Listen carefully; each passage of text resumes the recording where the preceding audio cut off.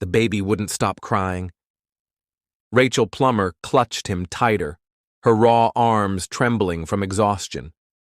Blood from the gunshot wound in her thigh had dried into her skirts. Her hair was caked with dust and sweat.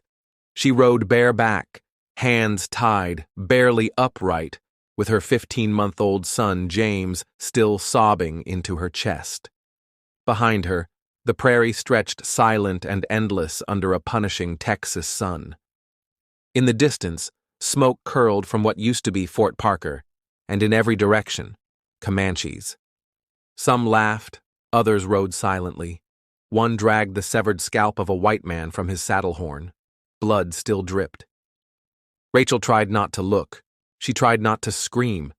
She didn't know what they planned to do with her, only that her husband was dead, that her baby was still alive for now, and that no one was coming.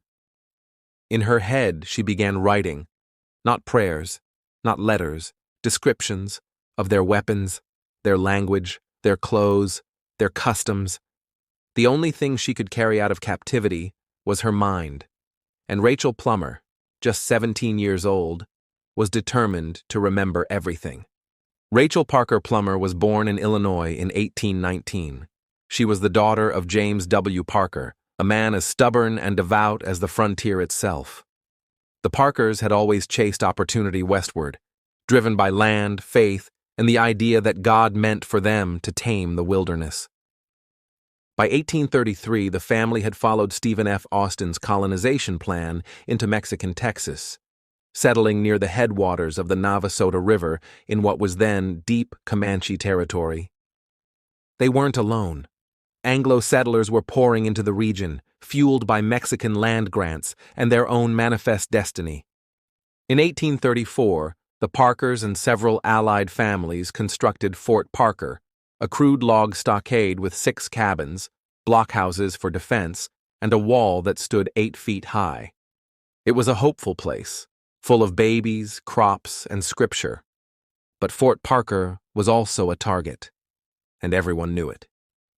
Tensions between settlers and the Comanche were already at a breaking point by 1836. The Comanches, fiercely independent, horse-bound masters of the southern plains, had no intention of giving up land they'd hunted for generations. Anglo colonists were clearing trails, fencing fields, cutting down sacred groves, and Mexican authorities, trying to control the chaos, often used tribal alliances to pit native groups against the invaders. Into this powder keg rode hundreds of Comanche, Kiowa, and Wichita warriors on May 19, 1836. They approached Fort Parker waving a white flag. The Parkers hesitated. Some accounts say they tried to negotiate. Others say they saw through the ruse, but had no time to react. Either way, the result was the same. The warriors attacked. The gates were breached within minutes.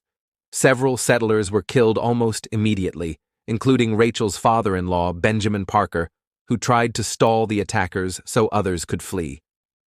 Rachel, 5 months pregnant, ran with her toddler, but was overtaken and clubbed to the ground. Her husband, Luther Plummer, was shot in the back and left for dead. Rachel was dragged away screaming, along with her cousin Cynthia Ann Parker, her younger brother John, and 2 other captives. Their lives from that moment on were no longer their own. Rachel's captivity began with a march. For days, she was forced to ride long hours without rest or food. Her captors whipped her when she lagged behind. Her son wailed constantly, confused and frightened. Rachel, still processing the trauma of the massacre, barely slept. She prayed, she cried, and in secret, she watched. Everything. The way they packed their horses, the words they used to signal danger, the order of their travel, who led, who followed. After a week, she delivered her second child, premature, weak, and unwanted by her captors. They gave her no aid, no warmth, no celebration, only silence. Within days, her newborn was murdered in front of her. Rachel was beaten for protesting, left bloodied and broken, her milk dried up. She fought to keep her older son alive, but food was scarce. Comanche women refused to help her. The child grew thin, lethargic. And then, one morning, he too was gone. Rachel never said exactly how he died, only that she buried him with her own hands in a shallow grave she was never able to find again. From that moment forward, something inside her changed. She no longer prayed to be rescued. She prayed to survive. Over the next 21 months, Rachel lived through hell and learned to read it like scripture. She was traded between bands, forced to work, forced to fight, sometimes raped, often starved. She endured frostbite in winter, sandstorms in summer, and months of open hostility from tribal women who saw her as a burden, not a guest. But she also learned their ways. She learned to tan hides, to cook meat their way, to tell when a raid was being planned, by the sudden silence in the camp or the gathering of certain warriors at dusk. She learned their taboos, their punishments, their justice. She watched the way children were raised, spoiled one moment, whipped the next. She memorized words, gestures, rituals, even the songs sung around a fire. Rachel hated them and feared them, but she also refused to be ignorant of them. Later, she would write that understanding the Comanche was the only way to endure them. Back in Texas, her father, James Parker, began a relentless quest to get her back. He wrote letters to the provisional government, traveled hundreds of miles negotiating with traders, scouts, and rival tribes. He risked death several times venturing into Comancheria, waving white flags of his own. In 1838, after nearly 2 years, he managed to locate the camp that held her and negotiated her ransom. Rachel, frail and skeletal, was brought out. She was 19 years old. She had been presumed dead. When she returned to white society, Rachel could barely walk. She had missing teeth, scars across her back and legs. She spoke in short, quiet sentences, choosing words carefully. Her father rejoiced, her neighbors stared, and the Texas Republic quickly saw the potential in her story. Rachel began writing. With no education beyond the basics, she dictated her account of captivity from memory, organizing it chronologically, describing every village, every act of cruelty, every glimpse into the culture of her captors. She gave names, directions, timelines. She drew sketches of tools, described burial rites, shared Comanche words and customs with unflinching detail. She also condemned them, violently.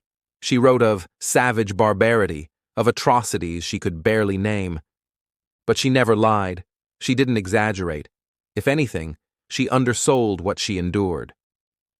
Her manuscript was published in 1838 as Narrative of 21 Months' Servitude as a Prisoner Among the Comanche Indians.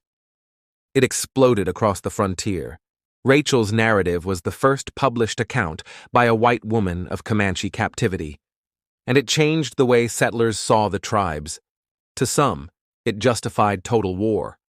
Her account was used to argue for bounties on scalps, for extermination. Politicians quoted her on the floor of the Texas Congress. But to others, especially later historians, her writing was seen as something deeper. A rare window into a society that had refused contact, refused treaties, and refused to submit. Her depictions of Comanche discipline, leadership, and family life were more detailed than anything anthropologists had seen. Rachel had documented a world no outsider had ever entered, and lived to tell it. Her writing was raw, gripping, often brutal, but it was real. Rachel didn't live long after returning home. The injuries from her captivity, compounded by stress and sickness, overtook her quickly. She remarried, had another child, but by 1840, she was dead. She was 21 years old. Her father buried her with reverence. He spent the rest of his life trying to recover the remaining captives from the Fort Parker raid, including Cynthia Ann Parker, Rachel's cousin. Cynthia wouldn't return for another 2 decades, and by then she no longer remembered English. She had become fully Comanche. Her son, Quanah Parker, the last great war chief of the Comanche nation, Rachel's writings outlived her. Her book was reprinted, quoted, circulated through churches and militias alike. It helped shape Texas identity, one rooted in hardship, grit, and relentless memory. But beneath its influence lay something more profound. Rachel Plummer didn't just survive Comanche captivity. She bore witness. She carried two worlds in her head and let them collide on paper. And though her voice was silenced young, it rang loud through the generations that followed. Because for all the blood spilled at Fort Parker, the most dangerous thing Rachel ever carried out of the wilderness was the truth. Thank you for listening to Deserted Trails. Subscribe for more forgotten stories from the old frontier.